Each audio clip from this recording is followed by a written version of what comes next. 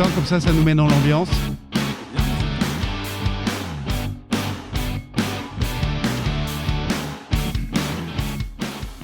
Et voilà, c'est parti pour notre troisième épisode ou tentative, je ne sais pas comment on va appeler ça au final.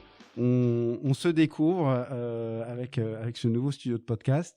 Ce matin, on est aux aurores, c'est un jour de pluie. On court parce qu'il y a des embouteillages partout. Finalement, je découvre qu'à Orléans, il y a des embouteillages.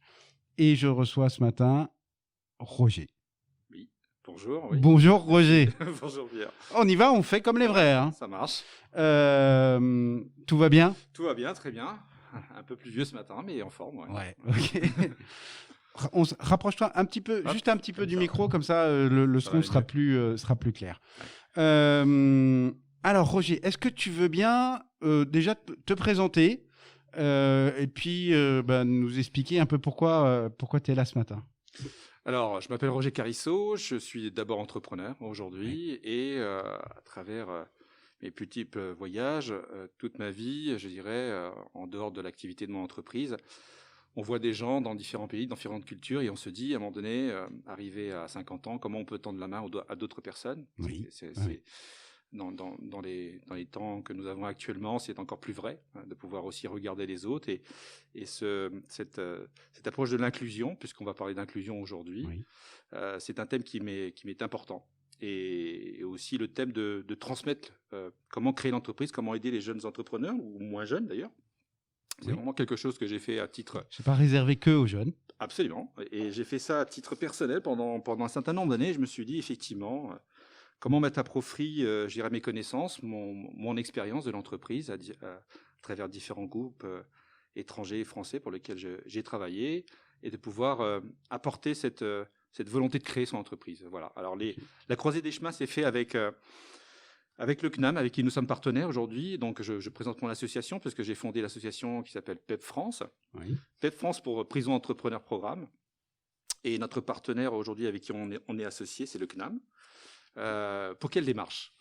La démarche, elle est la suivante. Aujourd'hui, avec le programme Émergence qu'a démarré le CNAM, on donne la possibilité à des personnes, lorsqu'ils sont en fin de peine en prison, de pouvoir se former à créer leur propre entreprise. Voilà. On sait que la prison aujourd'hui, c'est un arrêt violent, pour un certain nombre d'années, en fonction des peines. Certains ont leurs entreprises, certains ont perdu leurs emplois. Aujourd'hui, il y a vraiment deux chiffres en France. On a 70 000 détenus. Entre 40 et 60% de récidive à 3 ans si on ne les forme pas, si on ne trouve pas un moyen de réinsérer ces personnes-là dans la société actuelle. Ces personnes reviennent en prison, malheureusement. Voilà. Ça me semble énorme comme c'est tout à fait. Et dans d'autres pays, aux États-Unis, on a 15 ans de recul, c'est 60% de récidive. En Angleterre et en Allemagne, c'est à peu près les mêmes niveaux. Voilà, donc il y a différentes associations qui font un travail énorme de réinsertion, au sens large, apprendre à faire un CV, à pouvoir trouver les entreprises qui pourraient donner un travail. Avec le CNAM, et c'est ce qui m'intéresse aujourd'hui, nous avons démarré, grâce à ce programme Émergence du CNAM, de pouvoir, pendant 6 mois, donner la possibilité à un groupe de se former, à créer leur entreprise, leur emploi futur. Et pour ça, il y a 2 façons. C'est à la fois d'avoir les codes de l'entrepreneur. Hein, c'est pas évident pour des personnes qui sont dans d'autres codes, en tout cas. Hein, on sait que la société fonctionne et l'entreprise encore plus avec des codes, tous. Hein, je dirais aujourd'hui à l'ISC, on est bien placé pour le savoir également. Ouais, ça fait partie décoder les codes et apprendre à maîtriser ces codes. Ça fait partie des enseignements. Ouais. Donc un gros travail sur les codes de l'entrepreneur, et puis ensuite une formation que je donne, donc depuis maintenant 2 ans. Sur les bases de la société, comment créer une entreprise, le marché, le produit, la gestion financière de premier niveau, cibler sa clientèle. Les fondations, j'appelle ça souvent, les fondations de comment lancer son activité. Et une fois qu'on a dit ça, on s'est dit, puisqu'à la fin, cette formation-là, elle est validante. Évite de taper sur la table, ça résonne sur le micro. Ce qui m'emporte, c'est l'énergie. Non, mais c'est bien, on le sent de toute façon. Ça transpire, tu le vis, le truc. Mais vraiment. La formation, elle donne deux choses. Elle donne un diplôme, mais souvent, le groupe me demande, mais qu'est-ce que je vais faire avec ce diplôme-là? Je dis, le vrai diplôme, c'est quand vous allez discuter avec un banquier, quand vous allez discuter de votre projet à la CCI, à la Chambre des commerces, c'est de pouvoir argumenter, expliquer, emmener des gens qui vont croire dans votre entreprise et pouvoir fédérer autour de votre entreprise. Ça, c'est la vraie valeur de la formation. Et le constat, il est venu, c'est pour ça que j'ai créé PEP France avec Séverine Vassor, qui est ma cofondatrice aujourd'hui, qui travaille au CNAM également, qui est psychologue, c'est de pouvoir suivre ces personnes-là. Parce que si, c'est très bien de les former. Mais si on ne les accompagne pas, il faut la suite. Il faut savoir qu'en France, la sortie de prison, c'est très violent. Hein, les gens reprennent leurs affaires qu'on leur redonne, on leur donne un ticket de bus, on leur dit voilà, le centre-ville il est là, ou vous allez telle direction. Certains n'ont pas de famille, certains n'ont pas de logement. Et aujourd'hui, PEP France, c'est de leur dire on va vous accompagner. Donc c'est quelque chose qui se prépare en amont, avant de sortir. On discute avec également l'administration pénitentiaire pour savoir comment ils vont se réinsérer ou retrouver un logement dans les jours qui viennent. Hein. Donc c'est un accompagnement selon différents axes. Le premier axe, c'est plutôt celui de pouvoir revenir à la vie. Ça a l'air tout simple, hein, mais c'est dire ma famille est proche, loin, j'ai un logement, parce que c'est vraiment des priorités. Est-ce que j'ai de l'argent? Est-ce que je suis inscrit à Pôle emploi? Ce sont des tâches assez basiques mais nécessaires. Oui. Voilà. Et c'est la considération de l'humain déjà. Donc aujourd'hui, c'est le travail de Séverine qui travaille sur cet aspect-là, puisqu'elle est psychologue aujourd'hui. Et moi, ensuite, je viens en relais pour les accompagner dans leur création du projet. Parce qu'une fois qu'ils sont dans la vie réelle, on va dire, c'est de ne pas lâcher cette idée de créer leur propre emploi. Donc, c'est d'avoir un entretien régulier. Où est-ce que tu en es de ton projet? Quelles sont les étapes? Est-ce que tu dois créer tel ou tel statut? C'est du coaching professionnel, voilà, tout simplement. Et on a un troisième volet qui est également le volet coaching sportif. Parce qu'en fait, D'accord. Souvent, je dis Mens sana in corpore sano. Absolument. Le corps affûte l'esprit. C'est ma devise. Hein. Et si on n'est pas bien dans notre corps, l'esprit ne pourra pas donner place à la créativité, à l'énergie nécessaire pour créer son entreprise. Et ça, c'est important. On a également dans l'association un coach sportif, un professeur de sport, hein, donc qui est vraiment très à l'aise dans cette démarche-là d'éducation et de remettre en forme. Parce que quand on est arrêté, c'est le cas de le dire, hein, pendant plusieurs années, on fait du sport en prison. Hein. Oui. Mais cette liberté, cette condition du physique pour affûter l'esprit, elle n'est pas tout à fait là. On a besoin de réapprendre, de se remettre en mouvement, on va dire. Ça, c'est important. Ça veut dire que, en gros, pendant la prison, oui, formation, coaching, et le coaching, un début de coaching aussi, oui, je suppose. Absolument. Et puis après, un accompagnement sur le retour à la vie active. C'est ça. Moi, j'ai une question qui est, et de manière générale, de toute façon, c'est pas seulement sur les détenus, tout le monde n'est pas entrepreneur. Non. Comment, alors déjà, est-ce que vous faites une sélection? Oui. Comment vous détectez ceux qui le sont plus? Alors, c'est un dispositif qui est porté, la formation, elle est portée par le CNAM. Hein, donc, le CNAM a des antennes dans toute la France. C'est un dispositif qui a été démarré avant à Paris et aujourd'hui, le CNAM Orléans et Sophie Briard, qui est la directrice du CNAM, pousse beaucoup cette approche-là. Et on est très innovateur dans ce sens où le Loiret, aujourd'hui, est vraiment sous les projecteurs de ce démarrage de programme qui s'appelle Émergence. C'est vraiment ça. C'est pilote. Voilà, absolument, c'est pilote. Et aujourd'hui, on est en discussion avec le CNAM national pour pouvoir le déployer avec l'accompagnement de PEP France. C'est vraiment un enjeu français et on discute avec différentes politiques parce qu'il faut également avoir des budgets. Ça, c'est le nerf de la guerre pour pouvoir le faire. Donc, comment on fait? On fait un vrai casting. Au centre pénitentiaire de Saran, c'est notre première formation que l'on a fait. On en fait une deuxième cette année. On fait passer une note d'information. On fait des réunions que j'anime également. Et on regarde les personnes, les profils qui pourraient être intéressés par créer leurs entreprises. Alors, il y a différentes raisons hein, qui poussent les gens à créer leur emploi. Hein. Mais la plupart, je dirais que le constat, si je peux faire un constat comme ça, souvent quand les personnes passent en prison ou sont en prison, ils ne se voient plus travailler pour un employeur. Ouais. C'est vraiment dans l'idée de supporter un hiérarchique, c'est très difficile pour eux. Certains ont eu déjà leur propre entreprise et donc arrêtés par le passage en prison et donc voudraient retourner soit dans leurs entreprises, soit créer un autre modèle, voilà, restaurateur, artisan. Et c'est cette démarche-là. Donc, on fait ce casting-là. Donc, on regarde la motivation, on regarde le projet. Je réfléchis. Alors, je vais faire de la psychologie de comptoir, mais ils sont dans une situation où on les prive de liberté.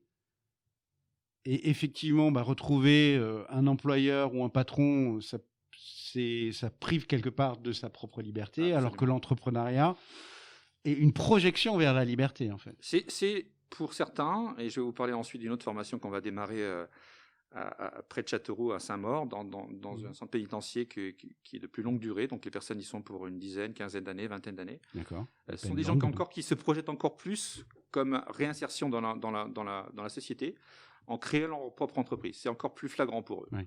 Hein, c'est parce qu'ils ont eu le temps de mûrir, et de pouvoir dire, voilà, c'est le seul projet de vie qui me permet d'avoir mon autonomie financière, c'est quand même l'objectif, et de pouvoir m'épanouir quelque part dans ce que j'aime faire, de ce que je voudrais faire. Voilà. Et donc le casting, c'est ça, on reçoit... malheureusement, pour des questions de budget, on est obligé de limiter à 10 aujourd'hui. Hein. C'est une promo de 10. C'est une promo de 10. Il faut savoir qu'une formation sur 6 mois, c'est 1 000 € par personne. Ce n'est pas des sommes très élevées aujourd'hui. Hein. Et on a du mal à trouver, à budgéter aujourd'hui pour lancer. On pourrait en avoir 20 ou 30, 50. Hein. C'est quelque chose qui est... les personnes en prison et... sur le thème de devenir entrepreneur, donc lutter contre la récidive et devenir entrepreneur, c'est quelque chose qui leur parle. C'est vraiment une démarche qui leur parle. Donc, si aujourd'hui on est plus limité, donc on fait ce casting-là, on retient 10 personnes, et ces 10 personnes, elles sont sur la base de leur projet de vie d'abord. Hein, c'est vraiment le projet de vie, et d'avoir cette motivation. Et ça, je peux le témoigner. Être entrepreneur, c'est accepter de dépenser l'énergie, des fois devoir reculer, des fois d'avoir des gens qui nous tapent dans les genoux, comme je dis souvent, et de continuer d'avancer. Et on essaie de déceler ça dans les personnes que l'on a. Pourquoi ? Parce qu'on ne peut pas prendre tout le monde. Si on pouvait prendre tout le monde, ça serait idéal. Mais c'est également pour deux choses. Cette formation, elle doit permettre également aux personnes de se dire, à un moment donné, finalement, l'entreprise, ce n'est pas tout de suite pour moi. Créer mon entreprise, je ne suis pas prêt encore. Et c'est bien. C'est bien. C'est un aveu qui est tout à fait important de le dire. Je ne suis pas encore tout à fait expert. On a eu l'exemple d'un peintre, d'un jeune qui avait un peu d'expérience en peinture et qui, sur la fin de la formation, s'est avoué. C'est aussi le but de... C'est une vraie force toujours. Hein. De se dire, je ne suis pas encore tout à fait super technique, mais ma volonté, c'est de continuer dans cette voie-là, de pouvoir continuer à me former. Et un jour plus tard, si j'ai l'opportunité de créer mon entreprise de peinture, parce que son père était peintre, et il s'est raccroché à cette voie-là, alors que ce n'était pas du tout avant cette formation, ce n'était pas du tout cette voie professionnelle qu'il avait pris. Et voilà comment cette personne-là est devenue plus agréable avec les surveillants, beaucoup moins turbulente, beaucoup moins d'agressivité qu'on peut avoir en prison, hein, parce que les conditions sont quand même précaires, il faut savoir. Hein. Et ça lui a donné une vraie voie de réinsertion. Voilà. Aujourd'hui, il est sorti. Oui, ils sont portés par un projet, par leur projet qui plus est, c'est pas le projet de quelqu'un d'autre. Voilà. Donc c'est aussi cette formation-là, elle sert également à faire un bilan de soi, de se dire aussi, oui, peut-être que je ne suis pas prêt. Et on emmène également, la deuxième chose, c'est que, et c'est la force du programme émergent, c'est notre démarche que je souhaite faire avec l'IEC aujourd'hui, hein, c'est également de revenir à ce qui existait mais qui fonctionne très bien. Je le fais dans mon monde professionnel chaque fois que je le peux, c'est d'emmener des gens, des professionnels dont c'est le métier. Aujourd'hui, si on a une personne qui est formée, qui souhaite être artisan, plombier, peintre, l'idée, c'est d'emmener un expert, d'emmener un professionnel. Je vérifie que la caméra... Continue de parler, je vérifie que la caméra tourne toujours. D'avoir un plombier, par exemple, qui vient parler de son métier. C'est quoi être plombier aujourd'hui ? Est-ce que la personne qui est en train d'être formée connaît le sens de la réalité de gérer une entreprise aujourd'hui, son quotidien en tant qu'expert technique, on va dire, plombier, mais également la partie financière, la partie implication dans la famille. Qu'est-ce que ça représente, ça ? Aujourd'hui, on a fait un partenariat, donc PEP France aujourd'hui a fait un partenariat avec la CAPEB, qui est l'un des réseaux aujourd'hui professionnels en France, hein, des artisans, pour pouvoir donner la possibilité à des artisans de venir parler de leur métier et devenir ce que j'appelle moi parrain. Parrainer, c'est quoi ? C'est prendre de son temps, on ne demande pas plus, hein, expliquer son expérience, d'accord, et pouvoir accompagner telle ou telle personne lorsqu'elles vont vouloir créer. C'est idéal, hein, c'est comme un tuteur, on peut l'appeler tuteur, on peut l'appeler parrain. c'est prendre quelqu'un sous son aile, c'est tendre la main à des personnes qui sont en recherche de connaissances professionnelles. Voilà, ça c'est aujourd'hui. Pour toi, c'est des relais pour le coaching. Absolument. Voilà. Et plus on est accompagné, j'imagine très naturellement que les chances de réussite sont. C'est l'idéal. Ça peut faire deux effets. C'est à la fois le parrain devient le tuteur, mais il crée une relation. Les artisans de la CAPEB, ce sont des personnes qui ont besoin également de main-d'œuvre, de personnes qui vont travailler dans leur métier. L'exemple du peintre, c'est un très bel exemple, puisqu'on pourrait très bien avoir une entreprise qui accompagne cette personne-là, qui l'emploie pendant un temps, et qui peut lui donner la chance ensuite, s'ils vont créer une entité à Tours ou ailleurs, pour pouvoir créer l'entreprise de peinture. Bon, c'est à la fois un accompagnement et ça peut être une opportunité professionnelle plus tard. Alors, on s'est levé tôt quand même ce matin. Ouais. Qu'est-ce qui t'amène ici à l'ISC? Qu'est-ce qu'on a... Alors, je te laisse le présenter. Qu'est-ce qu'on a imaginé ensemble? Souvent, comme dans toute rencontre, c'est d'abord des hommes, parce que si on s'est rencontrés, ça fait comme ça, je dirais c'est 50% déjà de ce que l'on construit, c'est la relation, c'est les échanges qu'on a pu avoir, je dirais, dans le club, le Loir et une chance. Oui, et puis pour moi, tu étais dans le cœur de cible, si tu veux. Je suis porté par les notions d'entrepreneuriat. L'ISC, de manière générale, est porté par l'entrepreneuriat, au sens large du terme, et c'est pour ça que j'aime bien cette approche, c'est-à-dire qu'un entrepreneur, c'est pas que Mark Zuckerberg. Voilà, c'est alors un plombier est aussi un entrepreneur au même titre. Alors après, voilà, il y a des tailles et des variétés de projets, mais cette notion même d'entrepreneuriat et de se dire que l'entrepreneuriat finalement, alors oui, est une voie vers la liberté, est une voie vers l'épanouissement de manière générale. Alors que ce soit qu'on parte d'un point lointain et difficile ou d'une situation plus classique, on va dire. Je crois vraiment aux vertus de l'entrepreneuriat de manière générale.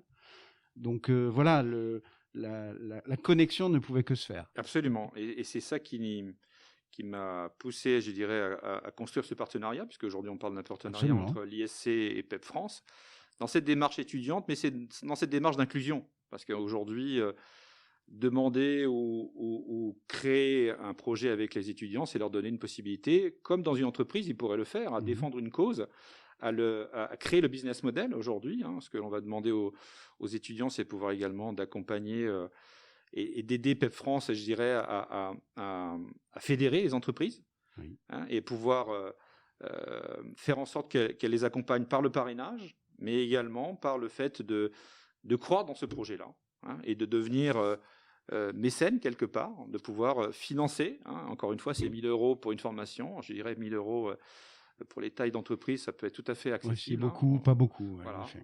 Et c'est cette démarche-là. Et je pense que dans cette inclusion-là, et je pense que pour les étudiants en général de l'ISC, ça peut être un formidable tremplin de dire oui, j'ai une casquette aujourd'hui dans le commerce, mais je peux également avoir la possibilité de m'engager dans une cause, dans une façon d'aider des personnes qui sont dans une voie qui pourrait les emmener perpétuellement, je dirais, en prison, et de lier également ce qu'ils savent faire aujourd'hui, c'est d'ailleurs développer un commerce, de créer un business model, d'avoir une approche marketing de cette démarche-là. Donc voilà, pour resituer un petit peu dans le contexte, et ceux qui peuvent nous regarder ou nous écouter, effectivement, on va se placer là dans le cadre d'un Master of Science qui s'appelle Management et Business Development. Et ce projet-là, qu'on va mener avec toi, va être un fil rouge pour eux au long de cette année, où ils vont travailler sur le business model, travailler sur les logiques de levée de fonds. Et pour moi, ça a deux intérêts. C'est, peut-être même plusieurs, mais au moins deux, j'en vois deux immédiats. Le premier, c'est de travailler dans la réalité. C'est-à-dire que même les business cases ne sont que des business cases. Là, en face d'eux, ils vont t'avoir toi, déjà, avec toute ton expérience, tout ton background professionnel, tout ton engagement, on l'a vu. Et ça ne peut que les entraîner. Ça, c'est une chose. Donc, être dans la réalité des choses. Et deuxièmement, et alors, on dit que c'est la génération Y ou Z qui cherche du sens. Je pense que tout le monde cherche du sens. Bien sûr, ouais. Et apprendre tout en donnant du sens à son action, au temps passé. Voilà, pour moi, ça pérennise les apprentissages. Ça pérennise de manière globale parce qu'on le lie à de l'expérientiel. Et d'autre part, on va voir ce que ça va donner aussi, mais à partir du moment où on y met du sens et où on se sent impliqué, ça veut dire qu'ils vont y consacrer du temps et de l'attention. Et si tu multiplies le temps par l'attention, tu obtiendras de l'apprentissage et de la connaissance. Absolument, je suis tout à fait d'accord. Je partage énormément ton point de vue sur le sens. C'est très important. C'est celui que l'on cherche dans ces personnes qui sont en prison, à leur donner un sens à la réinsertion. C'est celui que je trouve aujourd'hui dans cette démarche-là avec l'ISC. C'est vraiment ça. C'est le sens et ce qu'on oublie aujourd'hui, ou ce que la société nous rappelle aujourd'hui, c'est d'être présent. Être présent, c'est pouvoir aussi mettre à disposition ce que je sais faire. Comment je peux aussi aider d'autres personnes. Alors, financier, pas financier, ça, c'est pas la question. C'est de pouvoir aujourd'hui engager ces étudiants-là, donc donner du sens, c'est important, parce qu'on va s'engager, ils vont mettre de l'énergie qu'ils peuvent avoir aujourd'hui. Mais c'est également d'être présent, c'est de construire une étape, c'est de ces personnes-là que l'on accompagne, on change leur vie. Oui. Combien de fois, aujourd'hui, on a dans nos vies à nous la possibilité de changer une vie? J'adore l'idée. Mais parce que moi, c'est mon... Voilà. Je me lève le matin en me disant, il faut que j'arrive à faire une différence, aussi petite soit-elle, pour une personne. Absolument. Alors, tu es dans l'enseignement, tu connais extrêmement bien ça, mais moi, ça fait près de 30 ans que je suis dans le monde du commerce. On fait beaucoup d'activités. J'ai voyagé dans beaucoup de pays, 85 pays. Je connais. Tu les as comptés? Ouais. J'ai fait une carte. Génial. Et j'ai vu beaucoup de cultures. Et je me suis dit à un moment donné, et je l'ai fait tout au long de ces années, je me dis à un moment donné, il faut donner du sens, mais surtout être présent. Pouvoir faire par des petites actions, voilà, et trouver cette action-là aujourd'hui, d'une, elle m'épanouit, et deux, on est au début de quelque chose, voilà, qui n'existe pas en France, il faut savoir. Encore une fois, on cherche une innovation, mais c'est surtout changer les choses. Voilà. Par ailleurs, je fais partie d'un groupe orléanais qui s'appelle Orlinks aujourd'hui, dans lequel on se réunit sur ces thèmes-là. Changer le monde, c'est l'un des thèmes que j'ai fait dans une soirée qu'on va faire avec le groupe. Changer le monde, c'est aussi du quotidien. Et là, c'est dont on parle aujourd'hui, du quotidien. Cherchez pas à développer un business peut-être en Chine, vous allez pouvoir le faire peut-être.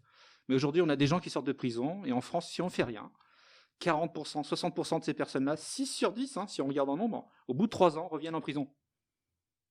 Ils reviennent en prison. 6 personnes sur 10. C'est colossal. Vous mettez 10 personnes dans une pièce, il y en a 6 au bout de 3 ans qui repartent. Puis de toi à moi, si tout ce qu'on peut faire, et toi au premier chef, ne peut ou n'impacte qu'une seule personne. Absolument. Ça vaut le coup. Voilà. Et c'est d'autant plus vrai que les études qui sont faites, alors les États-Unis ont plus de recul pour certains États qui ont démarré ça maintenant il y a 15 ans. L'Angleterre et l'Allemagne, mais l'Europe commence à s'intéresser sur l'approche de formation. Mais le recul des États-Unis, par exemple, ça c'est important ce qu'on disait, si ça représente une personne. Alors le taux de récidive américain dans l'État du Texas, il est de 68% à 3 ans. Beaucoup plus élevé. Il y a une structure équivalente aujourd'hui à PEP et CNAM réunis qui forment en prison et qui accompagnent derrière. Le résultat au bout de 15 ans, c'est moins de 10%. D'accord. Voilà. Donc c'est QFD. Voilà. Donc les personnes, elles ont créé leur propre job, d'accord. Il y a moins de récidives, beaucoup moins de récidives. Et derrière, il y a des entreprises pérennes. Ils emploient. Oui, c'est ça. Ça s'inscrit sur un temps long. Et il y a un réseau économique qui gravite autour de ça, parce qu'elle crée de la valeur. Voilà. Alors, tu es humble et investi par ce projet. Juste pour ceux qui nous écoutent, Roger est quand même un spécialiste de la biométrie. Oui, absolument. Et du business développement sur un plan international. Absolument. Voilà. Ça fait aussi toute la valeur. Alors, je suis désolé, je vais regarder sous mon prisme, mais pour l'ISC et pour nos étudiants, ça fait aussi toute la valeur de cet échange-là. Oui. C'est-à-dire que tu vas pouvoir partager avec eux toute ton expérience, certainement 2-3 tips and tricks. Une question qui me vient quand même très rapidement, parce que pourquoi je regarde par là, c'est que là, il y a une montre et que dans quelques minutes, on est devant les étudiants pour leur présenter ce projet. Comment on fait pour faire tout ça dans sa vie? On bosse, enfin. Non, je pense qu'il faut. J'ai appris, et c'était ma lecture de cet été. Je vous invite tous à lire le livre de Amy Cuddy, qui est une psychologue de Harvard, Oui. qui a beaucoup travaillé sur ce que j'ai dit tout à l'heure, le corps affûte l'esprit, et qui a fait un excellent bouquin qui s'appelle Présence, et qui fait sens par rapport à ce que j'ai pu lire aujourd'hui. Être présent, c'est être présent dans son activité. Aujourd'hui, on est dans des métiers, dans des entreprises qui ne demandent plus de travailler un certain nombre d'heures. On travaille par projet, on travaille par action, on travaille par résultat. On est mesuré on travaille même plus en présentiel, c'est pour rire. Oui, c'est ça. Et on veut réussir avec un client. On veut réussir un projet. On veut réussir à pénétrer en faisant du business développement sur un segment de marché. Dans nos métiers, et je considère même les futurs commerciaux de l'ISC aujourd'hui dans cette démarche-là, on ne peut plus raisonner en temps d'heures. C'est plus ça. Donc c'est par projet. Et aujourd'hui, comment je réussis? C'est parce que mes projets professionnels qui prennent tout mon temps aujourd'hui, je les gère de cette façon-là. Mais ça me laisse du temps également pour moi, déjà. Je pense que c'est important également que tous on puisse prendre du temps seul pour soi. Ça, c'est important. Et puis du temps pour mes activités. Ces activités-là, voilà, je les mène également. Alors, je ne vais pas dire du temps libre parce que c'est pas du temps libre. Mais c'est une passion qui n'empiète pas, et je tiens à le dire, sur la vie familiale qui pour moi fait partie de ce temps personnel. Voilà, c'est important. C'est important. J'ai voyagé une grosse partie de ma vie, 70% de mon temps j'ai passé dans les avions et dans des voyages. La famille, c'est un point d'ancrage. Voilà. Et c'est important de le dire. Alors, c'est pas du temps libre, mais c'est du temps d'équilibre. Oui, absolument. C'est avoir le sens, c'est être, pour moi, et ce que dit très bien Amy Cuddy, c'est un alignement entre ce que vous êtes et ce que vous voulez faire.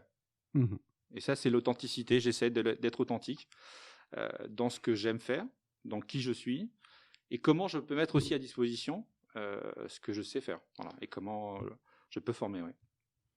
Alors, pour ceux qui sont convaincus par tout ça, comment on te contacte? Comment on t'aide au-delà de tout ce qu'on fait ici à l'ISC? Alors, très simple, vous allez sur nos réseaux sociaux, page LinkedIn pepfrance.org. D'accord. Donc PEP. PEPfrance.org, d'accord. LinkedIn, Instagram, page Facebook, vous allez les retrouver facilement. On mettra les liens dans les descriptions.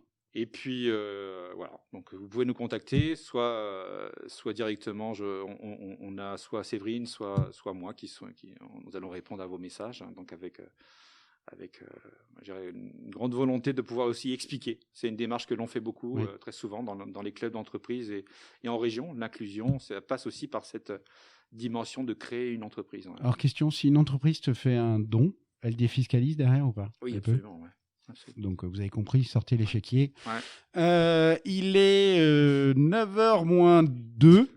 Il va falloir qu'on aille... J'ai cru apercevoir derrière moi qui m'a mis un petit coup de pression là, en disant là, il faut y aller. Donc, on va y aller. Très bien. Roger, je te remercie. Restez à l'écoute parce qu'en fait, on va voir si on a eu un impact. Si ça va marcher. On va aller extraire à l'issue de cette présentation un ou deux étudiants pour voir comment ils l'ont ressenti. Ça risque d'être intéressant. Absolument. Je remets le jingle. Juste un truc. Un dernier mot, vraiment un dernier mot. Les résultats sont là. On veut aussi la crédibilité dans notre action. C'est une formation commencée il y a 2 ans. On lance une 2e formation au centre pénitentiaire de Saran. Et donc la 3e formation que je lance à Châteauroux. Donc au global, ça fera 30 personnes que l'on va former et à créer leurs entreprises. Voilà les résultats, voilà les chiffres que l'on est capable de faire. Mais on pourrait faire cet exemple-là, cette dimension-là à toute la France. Soyez le changement que vous voulez voir dans le monde. Ce sera le mot d'ordre de l'ISC, mais c'est le mot d'ordre de la journée. Merci Pierre. Roger, à très bientôt. T'es prêt parce qu'on enchaîne là? On chauffe. Merci pour tout.